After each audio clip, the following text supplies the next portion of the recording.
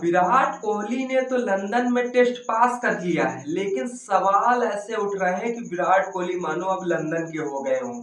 जिस तरह से विराट कोहली यानी कि बीसीसीआई के द्वारा निगरानी में भले टेस्ट पास किया गया हो, लेकिन उससे पहले उनके फैंस ऐसा धोए चले जा रहे हैं विराट कोहली को कि मानो कि जिस तरह से अगर बीसीसीआई के अंडर में ही कराना था तो भाई इंडिया में भी टेस्ट को पास किया जा सकता था। जैसे कि रोहित शर्मा ने योयो टेस्ट, ब्रैक्नो टेस्ट जिस तरह से बीसीसीआई की निगरानी यानी कि बैंगलोर एकेडमी में भी पास किया है।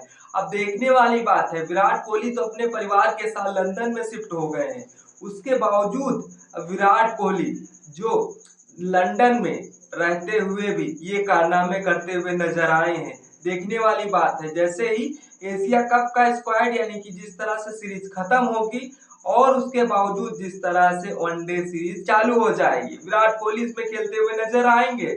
अब देखना यह बात होगी कि जिस तरह से विराट कोहली ने टेस्ट तो पास कर लिया है, अब वह मैच में कैसा प्रदर्शन कर पाते हैं, असली फिटनेस वहीं से पता लगेगी। तो नमस्कार दोस्तों, सटीक क्रिकेट न्यूज में आप सभी का स्वागत है। अभिनंदन है जिस तरह से विराट कोहली ने यो टेस्ट पास किया है और जिस तरह से रोहित शर्मा ने टेस्ट पास किया है। समय रहते अगर विराट कोहली और जिस तरह से बाकी प्लेयर जिस तरह से फिटनेस से जूझ रहे हैं, सबको बीसीसीआई ने भाई फिटनेस का टेस्ट दे दिया है और सब भी पास कर चुके, चाहे फिर जसप्रीत बुमराह हो चाहे सुमन गिल हो। बच्चे कुचे विराट कोहली बच रहे थे और विराट कोहली जैसे ही लंदन में रह रहे हैं वहीं प्रैक्टिस करते चले जा रहे हैं।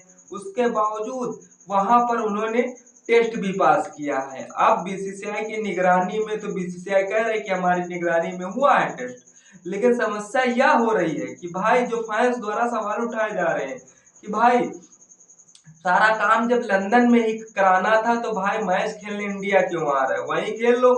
समस्या तो यहीं पर है, विराट कोहली लंदन शिफ्ट होना यानी कि सारे काम वहीं होना। अब देखने वाली बात है, जब विराट कोहली पूरे परिवार के साथ लंदन में शिफ्ट हुए हैं तो जिस तरह से 2024 में टी20 विश्व कप के फाइनल के बाद उन्होंने रोहित शर्मा और रविंद्र जडेजा और विराट कोहली ने टी20 तो संन्यास ले लिया था।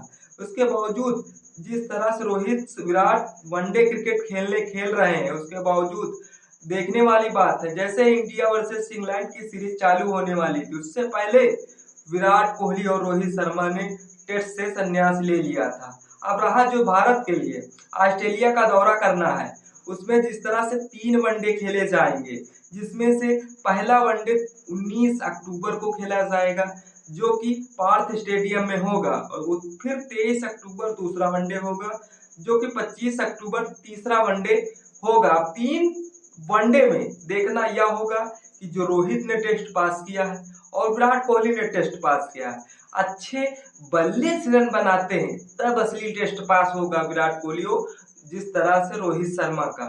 हाँ, विराट जिस तरह से 36 के हैं, रोहित 38 के हैं। 2027 वनडे वर्ल्ड कप आते आते भाई जिस तरह से विराट कोहली 38 के हो जाएंगे और रोहित शर्मा 40 के हो जाएंगे।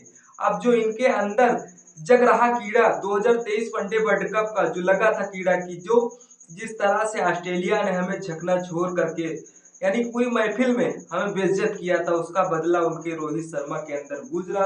अन्यथा ये भी परफॉर्मेंस भाई जिस तरह से संन्यास दोनों ले लेते, असली बदला लेने के लिए इन्होंने ये परफॉर्मेंस रोक रखा है।